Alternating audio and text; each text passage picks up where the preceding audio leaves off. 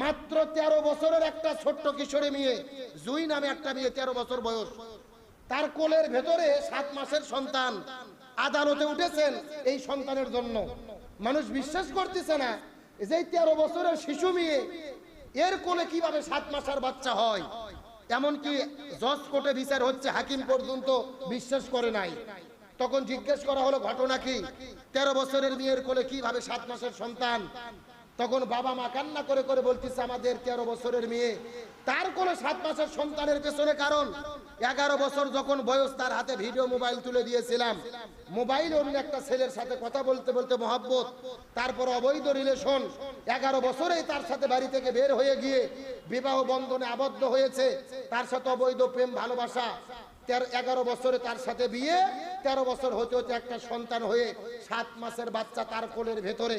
বাচ্চা হওয়ার পরে স্বামী তাকে বাড়ি থেকে বের করে দিয়েছে, শ্বশুর শাশুড়ি বের করে দিয়েছে, সন্তানকে তাদের কাছে রেখে দিয়ে আদালতে মামলা চলার পরে হাকিম সর্বশেষ রায় দিয়ে এই সন্তানকে ছোট্ট শিশুর কোলে তুলে দিল।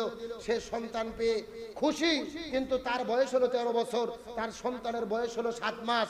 এই যে ছোট্ট একটা বাচ্চা অবৈধ রিলেশন করে, প্রেম ভালোবাসা করে, মহব্বত করে, বিয়ে করে, আজকে তার জীবনটা জাহান্নাম হয়ে গেছে, স্বামীও তাকে আর নিচ্ছে না। এই যে তার একটা জীবনটা অশান্তর মধ্যে পড়ে গেল, এর দায় পিতামাতার আছে না নাই? আরো জোরে বলেন না। আপনি আপনার ছেলে মেয়ের হাতে মোবাইল দিয়ে রেখেছেন, সারা রাত আপনি ঘুম পাড়তেছেন, আর আপনি ভাবতেছেন আমার ছেলে মেয়ে পড়াশোনা করতেছে। সারা রাত কি পড়াশোনা হচ্ছে? এমন পড়াশোনা করে 2-3 মাস পরে আর ছেলে মেয়ে ঘটক দিয়ে বিয়ে দেওয়া লাগে না, ওরা নিজেরাই ঘটকালি করে বিয়ে হয়। কথা কর না কা?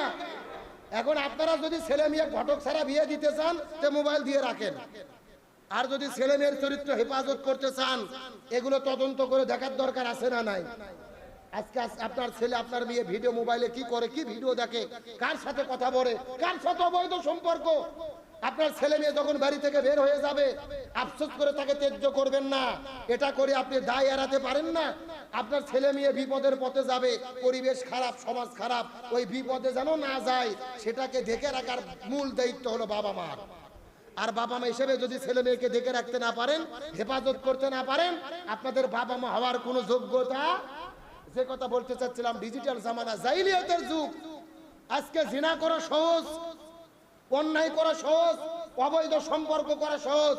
এই জামানায় সবচেয়ে বড় চ্যালেঞ্জ হলো আজকে আমাদের নিজেদের চরিত্র হেফাজত করা। আজকে জিয়াদ করা সহজ হয়ে গেছে, জীবন দেওয়া সহজ হয়ে গেছে, হক কথা বলা সহজ হয়ে গেছে, কিন্তু নিজেদের চরিত্র হেফাজত করা বড় কঠিন হয়ে গেছে। ভালো ভালো মানুষ আমরা চরিত্রিকভাবে বিপর্যয়ের মধ্যে ঢুকে পড়েছি।